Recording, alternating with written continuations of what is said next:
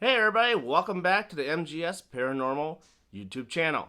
Today we're going to be talking about Paranormal Gear with Matt Waddell. Coming up next.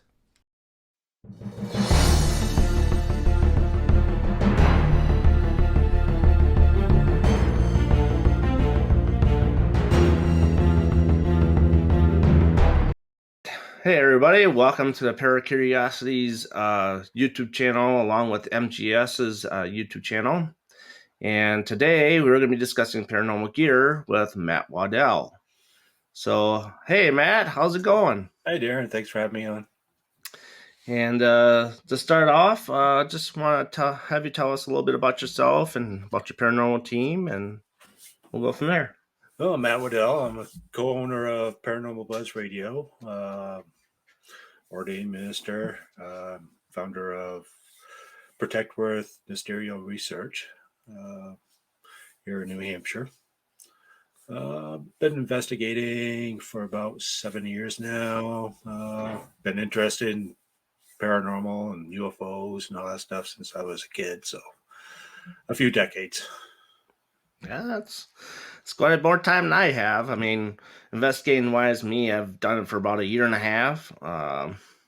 Been doing it with several teams, and with Paranormal Buzz Radio for almost a year. Yeah, almost a year, and been interested in it since 2004 here. But earliest stages at the age of 7. sweet. So today's topic, we're going to be talking about paranormal gear. So hopefully everybody gets ready for this and likes the paranormal gear and what we talk about and gets you excited about it and some of the new stuff that's out there, some of the old stuff that we tend to like to use more than the new stuff sometimes. And then various techniques on how you like to use it. So the first question on hand is right now, currently, what is your favorite piece of paranormal gear you like to use? Some of the gear I like to use is I like my EMF meters. Just well, like the K2, but they actually show numbers, which I really like. EDI Plus. This is a data logger. Mm-hmm. It logs temperatures, fluctuation changes, EMF, a whole bunch of other stuff. And also love my cat balls, motion The activated. trusty handicap balls. And I enjoy using spirit boxes. I really love ITC. I Mm-hmm. also do a lot of EVPs, so I use different couple of digital recorders. Okay. It's always nice to have a couple Right. that are different brands because they do hear differently. You know Mm-hmm. what I mean? But yeah, that's about it. So with the recorders that you got there, which ones do you like the most? I mean, is there a trusted brand you usually go with? I mean, I have a Tascam, but currently I'm awaiting to use a Philips. Yeah, The Philips has come out with a tripole kind of like microphone in a way. nice. So it's kind of different, but it seems a lot clearer and cleaner. The playback is almost instantaneously. Yeah, So I'm kind of curious how that's going to sound when I get to Edinburgh in May. So nice. No, I use most of my stuff is Olympus cheap little recorder. I mhm. do real time EVPs with it. Uh, Sounds great. A lot of the EVPs I've gotten have been immaculate. They've been really good. Uh, I do also use a Sampo Chinese knockoff. Okay, Uh, it's a nice little recorder. It's small. You can charge in the field if you need to. You don't have to worry about batteries. that's a good thing. Yeah. Uh, do you what kind of software do you use to clean up your EVPs? I don't clear up a lot of them. If I can't make out exactly what they're saying, I toss it out. But I do use Ocean Audio. It's a great little program. I'll have to Um, look into that. I've and been there's trying to mess around with Audacity, and I just can't figure that out a little bit. yeah, Audacity is great too. Yeah. Awesome. Um, so with the what's the best AVP you've caught with those? Um, I got to get him out when we were doing the investigation. There was a group of us at Wilson Castle a couple of years ago, and what I didn't know at the time was the rest of the group was up on the third floor, and one of the guys were inside the carrying casket that they have there. And he was kind of scratching at the lid. And myself and Danielle, who's a team member of mine, Mm-hmm. we were down in the dining room doing some EVPs, and I heard it, played it back, didn't quite make it out. A couple minutes later, I see this figure go flying behind me because right in front of me on the other side of the table was a mirror, and I see this figure running towards the back staircase. So I ran after it and started going up the stairwell. And Jeff was coming down. He kind of stopped in the middle of the stairway, and looking a little dumbfounded. And, you okay? He says, yeah, I just had this wicked cold rush come by me. All right, well, call the rest of the people down. I got some weird stuff on the recorder, so we key back down. We're listening. And Jeff's kind of looking and smiling and kind of, do you know what we were doing up there? No idea. Well, I was in the casket. And it's clear as day, you could hear, let him out. Oh boy. Oh boy. So Danielle and I were sitting at the table. We weren't doing anything. And apparently they were going to go let him out. Wow. That's fun when you can catch a lot of stuff like that. Yeah. Things happen, and I mean, don't get me wrong. Just investigating alone for 8-10 hours in a location is exciting, boring, and fun all Yeah. together. Right. So, and the ghosts are extra. So, Yes. so on the flip side of that, what is the one of the gears that you hate using the most that give you the most problems?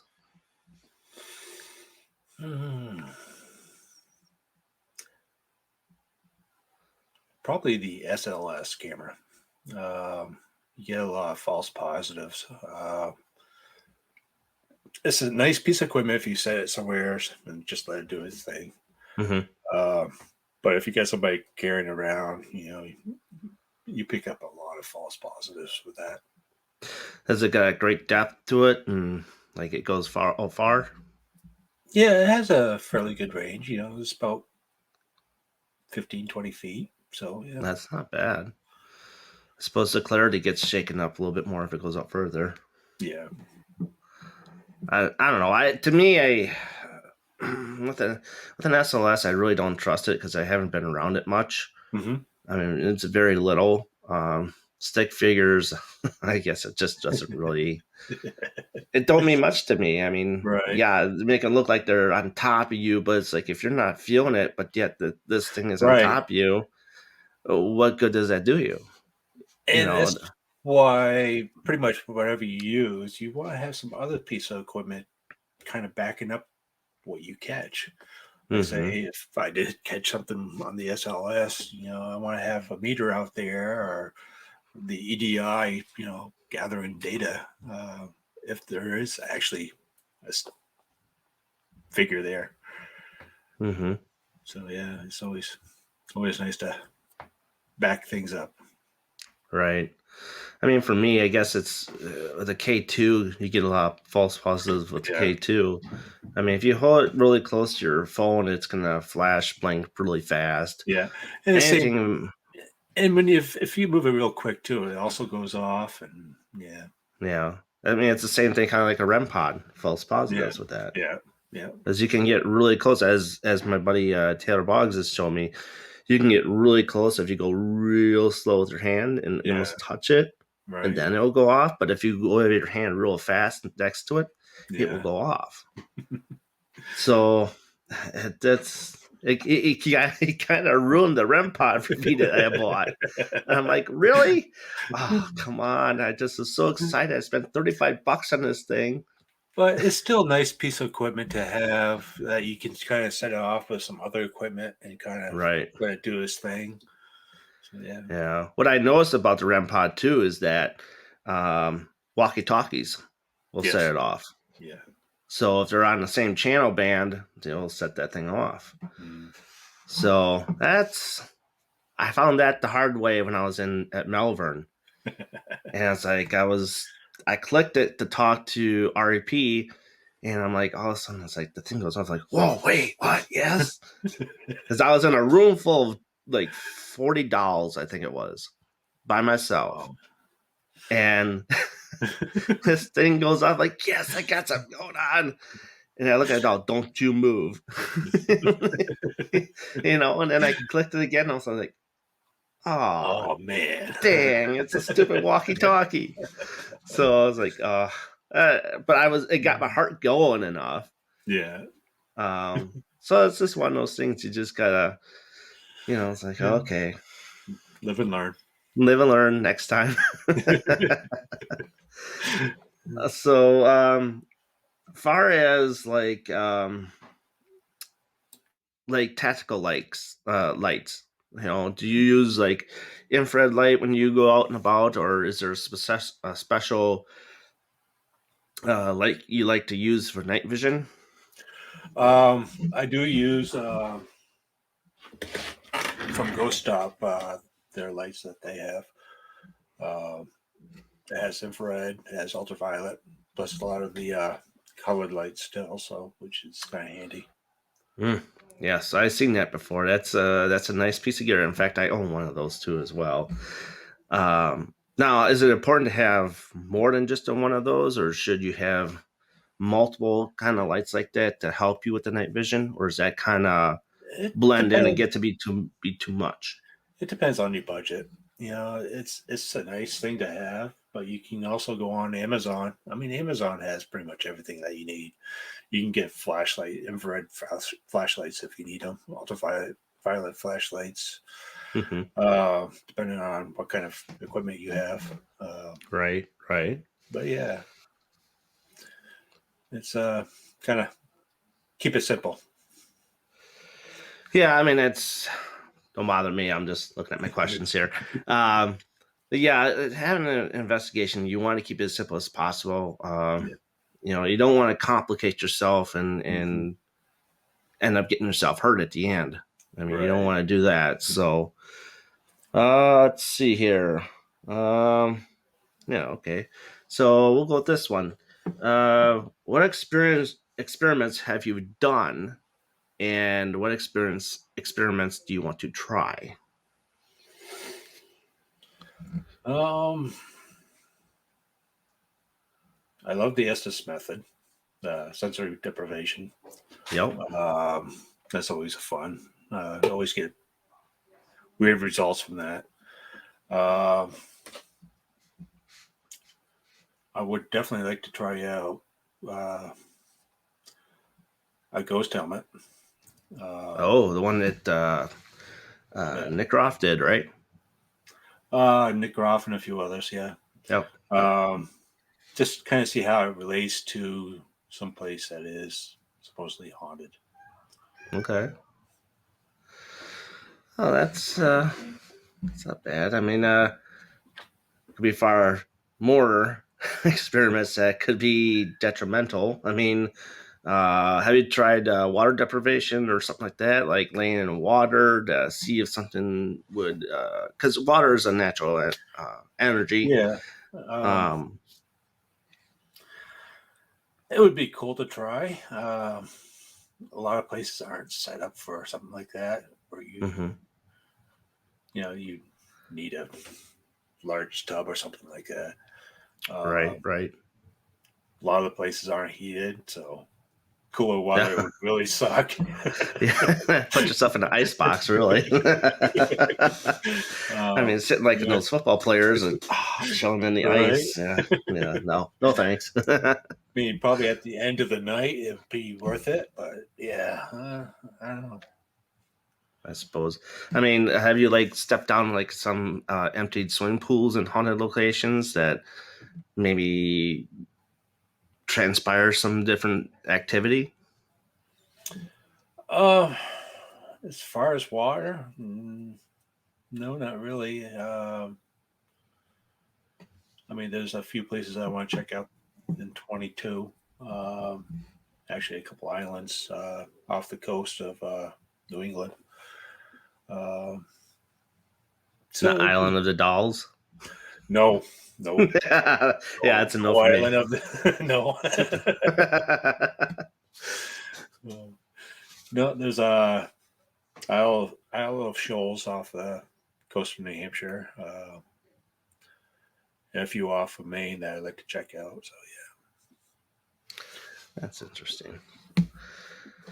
I like going to some islands. So we went to Sanibel Island for vacation, and that was that was quite interesting. I mean, yeah, you're stuck with a body of ocean water there, but yeah, some places it felt energy was a little high. yeah, But I mean, when that mild hurricane that came through, hmm it kind of intensified things a little bit. Things got a little eerie and just just I don't know, felt off a little. yeah, But I guess that's just being because you're around water and you're on an island, so things right. will intensify a little bit more when something like that would happen. So, have you used a Tesla coil or a plasma ball at all? I haven't. No. Okay, so I've used both of those at again Melbourne Manor. Great place. If you haven't been there, you need to try it out. It's an awesome place. I was up in the attic and I used the plasma ball up there, and I let it sit up there for about half hour, 35 minutes or so, and just to see what it would do if it changed the environment Right. of the space that's up there because it's a rather large ball. It's like I want to say 10 inch, maybe something like that. Not like Yeah. the small ones. And what we came across is that they produce a lot of energy and it spreads outwards.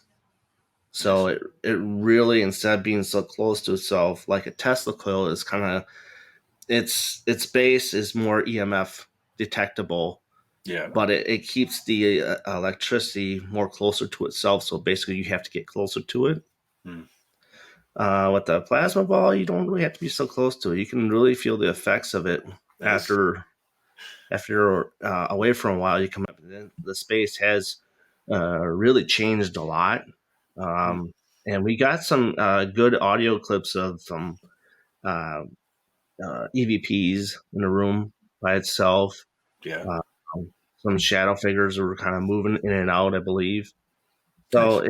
it did draw some stuff, but also in the same aspect is depending on how much energy you're giving. From what I learned, is that it could possibly hurt the spirit in a way. Hmm. So Yeah. maybe next time I'll get a smaller plasma ball and try that out and see what kind of results we get with that. So, Yeah. um, but Now, the did you during that experiment? Did you do any base readings before, and after, during, and whatnot? no, I didn't do any base readings because there's only one light in the attic itself. Um, but everything is pretty much it was you didn't feel anything coming off the room. Mm. So when I was up there, I was up there for about an hour and a half before I did this experiment, and I try to talk and do EVP sessions and stuff like that, try to get something to go, but I just didn't feel like anything was up there.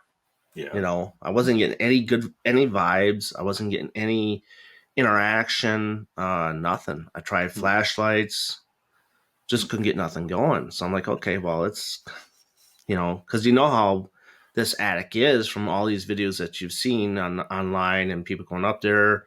Yeah. And plus he has a webcam up there at some time. Right. You know, so I'm like, okay, I'm just gonna set this up there. I'm gonna test it. We'll walk away, see what happens. Hmm. And there was a good result out of it. I believe I had the video on my Facebook page. So, Nice. but it's one of those things that you got to let people, you know, determine for themselves what they hear. You Yeah. know, Yeah. I will have to say it's a benefit to have headphones on with noise canceling to Yeah. listen to the audio because you can really catch a lot of things. Right. So within the last, I want to say 15 minutes of the video, you catch a lot of stuff. Nice. So that's just one of those things. Maybe if you take it to Wilson Castle and see what happens and plug one in and see what kind of Right. changes in the room a little bit. Yeah. Definitely. So easy to get on Amazon because that's where I got mine. Just to make sure it works, and because I had to return one because what happened is the switch you yell and then all of a sudden the electrodes would go. Oh yeah. So when you're talking to it, it would turn on. You want the kind where it stays on all the time. Yeah. So kind of got to watch out for those. I'll send you a link of which one I got. So Cool. let's see. So far as like paranormal gear goes, what would you like to build to add to the field if you had a chance to build one? And or what would you like to see more of in the use of paranormal gear in the field? I a lot of stuff that will enable this field to go further isn't quite available to us layman people. I mean, there's a lot of cameras, different cameras that they're coming out with, as far as quantum physics and all that stuff. Mm-hmm. Um, hmm. Yeah, I mean, this one thing I definitely would like to see stop in this field is everything being demonic. Yeah, Um, yeah. it's yeah, That's such a low percentage of that can be demonic. I mean, yeah, if you're in a place, to me, if you're in a place with a lot of murder and like a prison type style, yeah. or a house that has conducted, satanic worship, whatnot, I would say you're more prone to having more demonic possessions going on. But even then, That's, I would say it's less than 5%. yeah, and then I wouldn't even really call it demonic. I mean, it's you're going into negative locations that have negative energy. Just because it's negative, it doesn't mean it's demonic. Right, right. You got bad people that had passed over, and I'm a true believer, and you are what you pass over to be. Mm-hmm, And mm-hmm. if you're a good soul, you're going to be pretty decent on the other side. If you're going to be a arsehole, you're going to be an asshole on the other side. Right, right. Um, it's and a lot of it is also the way people come into these locations and expecting to find this and find that. It's going to be demonic or whatever. It's they're putting a lot of their intention into it, and that has a lot to say about the investigation also.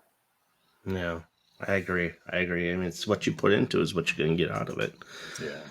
I mean, it's what the intent is what they always say. It's your Yeah. intent of if you're going to go in and expect to find a demon, then you're going to find a demon. But is it the Yeah. demon you're looking for? Right. You Right. know, um, it just. And is there any piece of gear that could actually take away a demon? I don't think there is a piece of gear that could take it away, No. really. No, I mean, if anything, it'd probably intensify it more no. I mean, if if you piss it you off. I ever mean, encounter a demon, you're, you know, likely to say that you're pretty well screwed. yeah. You I mean, if it know, enters your body and you can't get rid of it, yeah, it's a yeah, attachment. yeah, I mean, it's a touchy subject. yes, I yeah, see a lot of, like you said, a lot of YouTube videos I see. That's how they get their views sometimes. Oh, this is yeah, demonic. Look, by yeah, their thumbnails and say, "Oh my God, I caught a yeah. demon on tape." I'm like, come on, really? I Mhm. mean, sometimes you really hurt the field when you do that and Yeah, mislead people because when they click on your videos and it's like, where's the demon? right. I mean, where did it go? I mean, Yeah, you fished us, yeah. Uh, and I would love to see some of those back down a little bit and be a little true form. Mhm. And I Yeah, know a lot of people don't like to see true form video of, oh geez, I watch an hour of just in the dark, doing EVPs and whatnot. Well, hate and to break it to you. that's the way it is most of the time. It is. It A is. lot of times you just sit around twiddling your thumbs, and yeah, I mean, but that makes us that much better paranormal investigators too. yeah, yeah, I mean, you get your time in, you get your results, and you go from there. And when the next investigation you go to, you apply what you were at your last one yeah, and bring it to your next one if needed. yeah. But I agree, each location is different, so you got to apply Oh yeah, different definitely. tactics and rules. But there's all one similar thing between them all is go in with good intent. Right, Be a respectful person. Be respectful to them. They were human once. You're going into their home. Don't be disrespectful. right, right. So I like to leave you with this question here. So if we go with full body apparitions, and we just got done talking about prisons and whatnot, and what is the one apparition you hope you would never absolutely see besides demon format? Is there like a You person froze. that's You froze there for a moment. oh, is there like a full body apparition that you never hope you ever see? Um, Probably the apparition of my late mother-in-law. Yeah, that's one I definitely don't want to see again. So, well, I right now I don't have anything. I Yeah, I that's can't say. I mean, apparitions are one in out of five yeah, hundred thousand, yeah, and they're hard to come by. yeah, Probably a serial killer is probably what I don't want to come across. yeah. That probably wouldn't be fun though. I mean, that's just one of those things. I mean, I'm sure you'll find them more in a prison, but that's just something I don't think I ever want to come across Yeah, because you just don't want to feel the ramifications from it. right. So, well, Matt, I thank you for this time for talking about paranormal gear and paranormal in general. Well, And thank you. we'll have you on the next episode of Paracuriosities when we talk more about Paranormal Buzz Radio. Well, So, thank you. with that, I bid you adieu, and y'all have a great night. If you want to see more videos like this in the future, please leave a comment down below. Remember to like, share, and subscribe. Tap that bell notification for more videos. I'll see you next time.